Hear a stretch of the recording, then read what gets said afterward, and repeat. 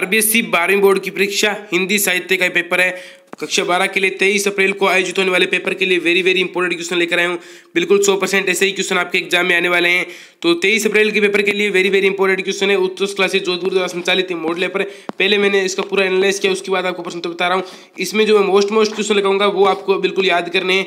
बाकी सभी क्वेश्चन आपको याद नहीं करने हैं। जो मैं मोस्ट लगा रहा हूँ वही क्वेश्चन याद करने हैं। और साथ ही हम बात करेंगे पेपर आपको किस प्रकार हल करना है, उसके बारे में बात करेंगे। तो पहला प्रश्न आएगा, आपके पता है पहले प्रश्न में आपके एक प्रश्न में कै और खै अलग अलग से आएंगे आपको। यहाँ पर पहले में आपके होगा गंध्यास होगा आपके, और दूसरे में आपके होगा पंध्यास। ठीक है, अलग अलग उसमें आपके 6 नंबर के 2 होने वाले हैं। तो पहला प्रश्न कितने नंबर का होगा कि 12 नंबर का पहला प्रश्न आपकी होने वाला है। उसकी बात करते हैं यहाँ पर कि आपको इसको हल किस प्रकार करना है। यहाँ पर सिंपली आपको इसको हल करने के लिए क्या करना होगा, आप नीचे जाएंगे। यहाँ पर आपको यहाँ पर क्या करना है, यहाँ पर आपको पहले जो पूरा पैराग्राफ दिख रहा है इस पूरा जो वो आपको अच्छी तरीके से पढ़ना है। और उसके बाद क्या करना है, इसमें से आपको शीर्षक छांटना है। शीर्षक किसे छांटना मैं बार बताता हूँ आपको। लास्ट की 2 लाइनें या फिर जो फर्स्ट की 2 लाइनें होती है उनको अच्छी तरीके से पढ़ना है। ठीक है, उनको अच्छे तरीके से पढ़ेंगे तो आपको इसका शीर्षक मिल जाएगा। बाकी अगर आप इसको शीर्षक नहीं मिलते, आप कंफ्यूज होते हैं और आपका टारगेट है क्या 100 आउट ऑफ 100 आपका टारगेट है, मतलब एक भी क्वेश्चन आपके मिस नहीं होना चाहिए, गलत नहीं होना चाहिए, तो आपको इसको पूरा पढ़ना पड़ेगा। और इसमें से पूरे में से आपको आराम से शीर्षक मिल जाएगा, इतना हार्ड भी नहीं है।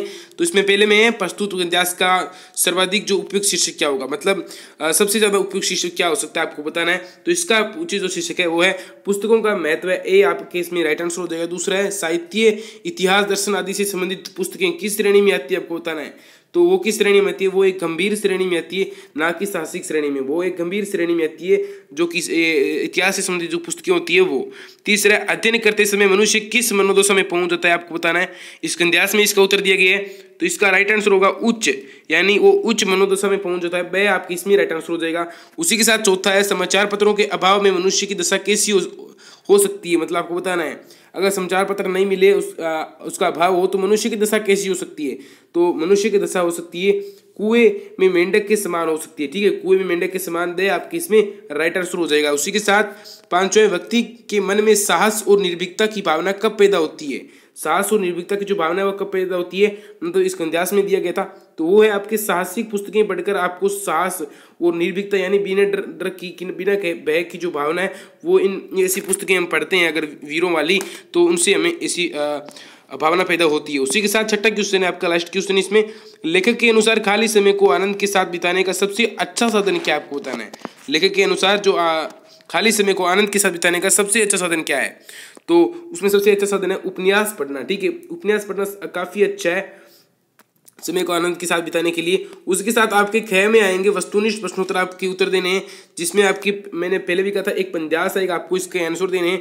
पंद्यास की 6 नंबर का, यह भी आपके 6 नंबर का बिल्कुल रहने वाला है।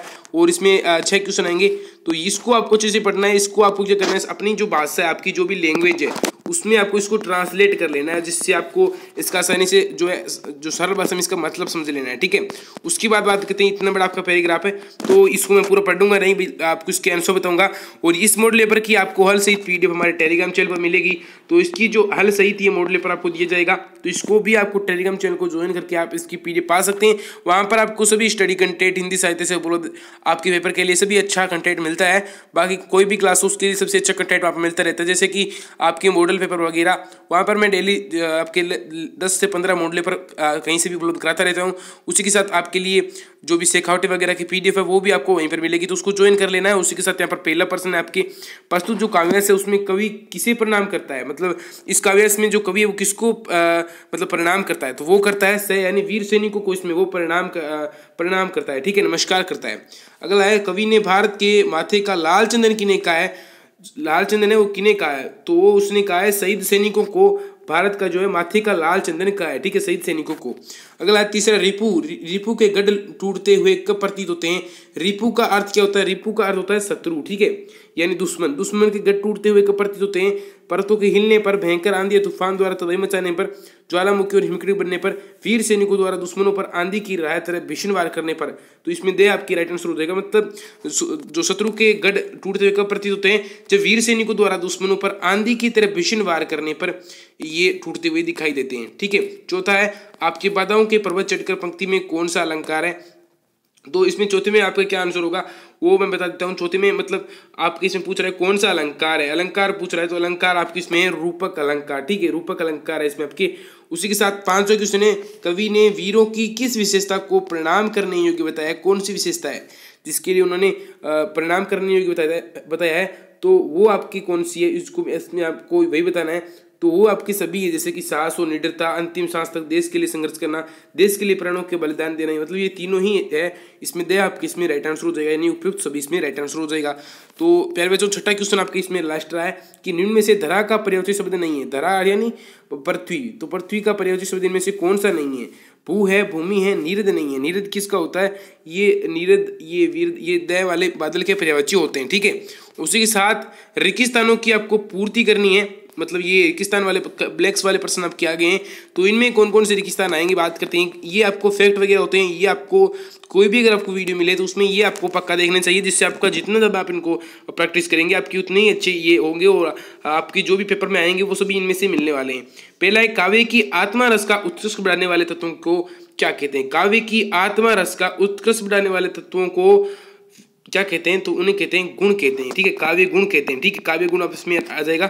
दूसरा है काव्य दोष कितने प्रकार के होते हैं, तो काव्य दोष है वो कितने प्रकार के होते हैं पूछ रहा है, तो काव्य दोष होते हैं 3 प्रकार के, आपको याद रखने 3 प्रकार के काव्य दोष होते हैं, शब्दगत, अर्थगत और तीसरा कौन सा होता है वो आपको कमेंट बॉक्स में बताना है। तीसरा चौपाई के प्रत्येक चरण में कितनी मात्राएं होती है आपको बताना है यहाँ पर, तो चौपाई की जो प्रत्येक चरण में कितनी मात्राएं होती है वो होती है 16 मात्राएं, ठीक है, ये भी आपको याद रखना है, इंपॉर्टेंट है, आ सकता है कि हरि गीति का छंद में कितनी मात्राएं होती है, 18 होती है, 28 होती है, ये सभी प्रश्न आ सकते हैं आपके एग्जाम की दृष्टि से इंपॉर्टेंट है, इसलिए मैं आपको 12 बता रहा हूँ।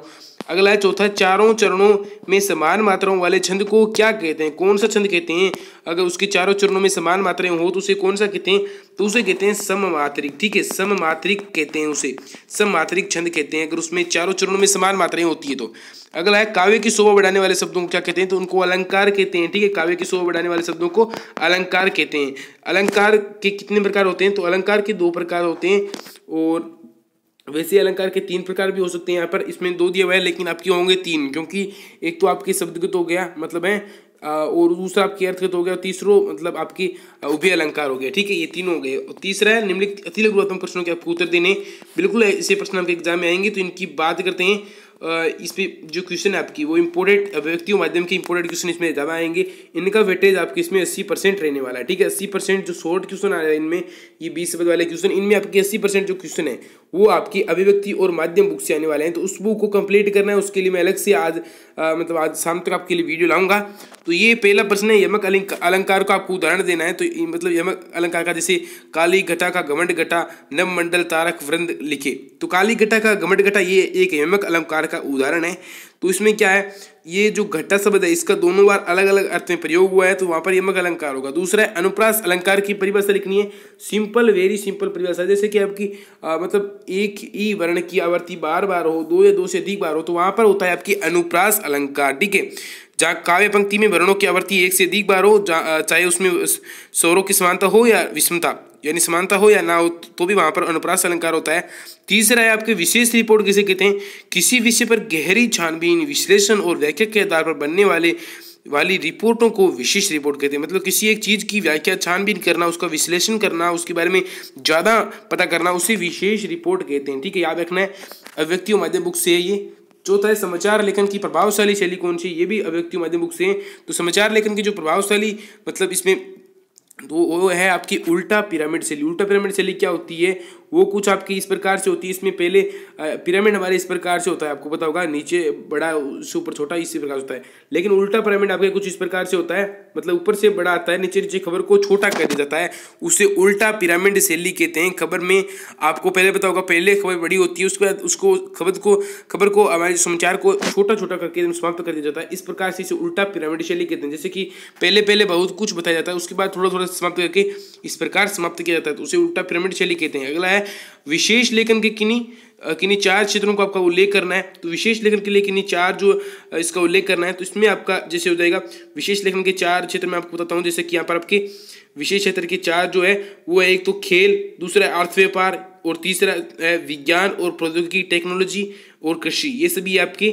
और आपके अब अगला है कि धर्म के रहस्यों को जानने पर धर्म जो उपदेशकों द्वारा लगाए गए प्रतिबंधों को किस निबंध में दर्शाया गया है।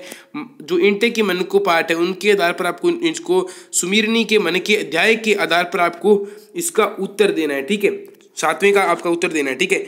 तो ये प्रेम गण की छाया समर्थी शुक्ल जी का संस्मरणात्मक निबंध है, ठीक है। जो हमारे शुक्ल है रामचंद्र शुक्ल जी, उनके द्वारा ये निबंध है, संस्मरणात्मक निबंध है, प्रेम घन की छाया समर्थी, ठीक है। उसी के साथ आपका 8वां क्वेश्चन है, सरोज समर्थी कविता के रचनाकार कौन है। वेरी इंपॉर्टेंट क्वेश्चन है 8वां। तो इसके जो रचनाकार है सरोज समर्थी के, वो है आपके सरोज समर्थी के सूर्यकांत त्रिपाठी, ठीक है, सूर्यकांत त्रिपाठी इसके रचनाकार है। उसी के साथ आपका जो 9वां क्वेश्चन है, देवसेना का गीत काव्य जयशंकर प्रसाद के किस नाटक से लिया गया है, ये क्वेश्चन भी इंपॉर्टेंट है। तो वो आपके स्कंदगुप्त नाटक से लिया गया है। कौन से नाटक से? स्कंदगुप्त नाटक से लिया गया है। ये प्रश्न भी आ सकता है, देवसेना का गीत के रचनाकार कौन है। जयशंकर प्रसाद है। जयशंकर प्रसाद का जन्म कहाँ हुआ था? चंपन परिवार में हुआ था, काशी में हुआ था, सब कुछ आपको याद रखना है, ठीक है। ये कौन से घराने से बिलोंग करते थे? तो वो थे आपके सुंगनी साहू। ये भी आ सकता है, इंपॉर्टेंट है इसलिए आपको बता रहा हूँ, ठीक है। आपका 10वां है, भारत के नाट्य शास्त्र में किस साहित्यिक विधा की चर्चा की गई है। वेरी इंपॉर्टेंट क्वेश्चन है 10वां। तो इसमें आपका राइट आंसर हो जाएगा 10वें में आपके, वो है भारत के नाट्य शास्त्र में नाट्य साहित्यिक विद्या की जो चर्चा की गई, नाट्य साहित्यिक जो विद्या है उसकी चर्चा की गई है, ठीक है। और अगला 11 प्रश्न है, कहानी का केंद्रीय बिंदु क्या होता है। कहानी का केंद्रीय बिंदु होता है कथा वस्तु। क्या होता है? कथा वस्तु कहानी का केंद्रीय बिंदु होता है। उसी के साथ आपका अगला 12वां क्वेश्चन है कि कविता लेखन के लिए सर्वोत्तम और प्राथमिक उपकरण क्या होता है। तो उसमें क्या होता है, मतलब सबसे ज़्यादा कविता में क्या चाहिए होते हैं, तो वो होते हैं शब्द। जितने आदमी के पास ज़्यादा शब्द होंगे जितने अधिक शब्द होंगे वो उतनी ही अच्छी क्या लिख पाएगा, कविता लिख पाएगा। तो इसलिए शब्दों का होना आवश्यक होता है कविता के लिए। तो कविता में जितने शब्द होंगे वो उतनी अच्छी कविता लिख पाएगा। और अगला है आपके चौथा, मतलब आपके खंड व्यय में ये प्रश्न आ रहे हैं, तो इनमें आपको 40 शब्द की सीमा दी गई है, 40 शब्द में आपको लिखने हैं। तो चौथा प्रश्न है, समाचार के मुखड़े यानी इंट्रो में किन ककारों का प्रयोग किया जाता है। आपको वो ककार बताने हैं। तो वो है जैसे कि समाचार के मुखड़े इंट्रो में 3 या 4 ककारों का, जैसे कि क्या, कौन, कब और कहाँ का प्रयोग किया जाता है। क्योंकि ये इस प्रकार से होते हैं क्योंकि इनमें क्या होता है, ये सभी ये समाचार पत्र के लिए आवश्यक होते हैं। अगला 5वां प्रश्न है, समाचार किसे कहते हैं। वेरी इंपॉर्टेंट क्वेश्चन है, समाचार किसे कहते हैं।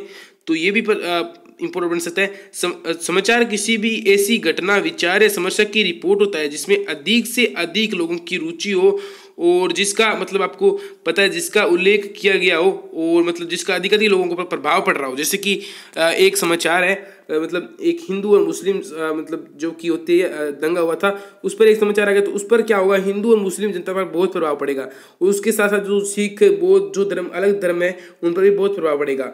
और जैसे कि अभी एक अलग टाइप के मनोरंजन टाइप के बॉलीवुड वगैरह की खबरें आती हैं तो उन पर युवाओं का बहुत प्रभाव पड़ता है।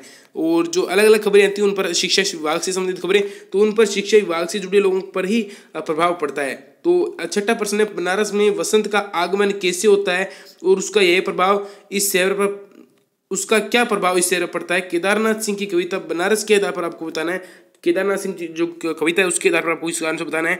तो बनारस में वसंत का आगमन अचानक होता है, उससे शहर के मोहल्लों में धूल भरी आंधी जाती है। इससे जो पुराने शहर निवासियों में स्वभाव में किरकिराहट आने लगती है। वसंत के कारण यहाँ पर बंदरों, भिखारियों आदि के चेहरे पर क्या आ जाती है, चमक आ जाती है। और यहाँ पर क्या होता है, यहाँ पर और शहर में भीड़ भाड़ बढ़ जाती है, ठीक है। आपका 7वां क्वेश्चन है, केशवदास विद्यापति में से किसी एक कवि का साहित्यिक परिचय यानी उसकी रचनाओं के बारे में विस्तार से बताना है। तो इसमें से आपको मैं बताता हूँ। पहले मैं विद्यापति की बात करता हूँ। तो विद्यापति मिथिला नरेश जो शिव सिंह थे उनके अभिन्न मित्र थे, राजकवि थे, सलाहकार थे, उनके दरबार में रहते थे। साहित्य, संस्कृति, संगीत, ज्योतिषी के प्रकांड विद्वान माने जाते हैं। इतिहास, न्याय दर्शन, न्याय और भूगोल के भी ये प्रकांड विद्वान माने जाते हैं।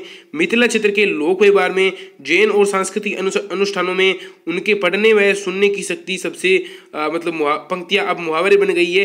विद्यापति की कृतियां हैं जैसे कीर्तिलता, कीर्तिपता का, पुरुष परीक्षा, भूपरिक्रमा, लिखनापति, पदावली और जो विद्यापति पदावली एक इनकी भी रचना है, ठीक है।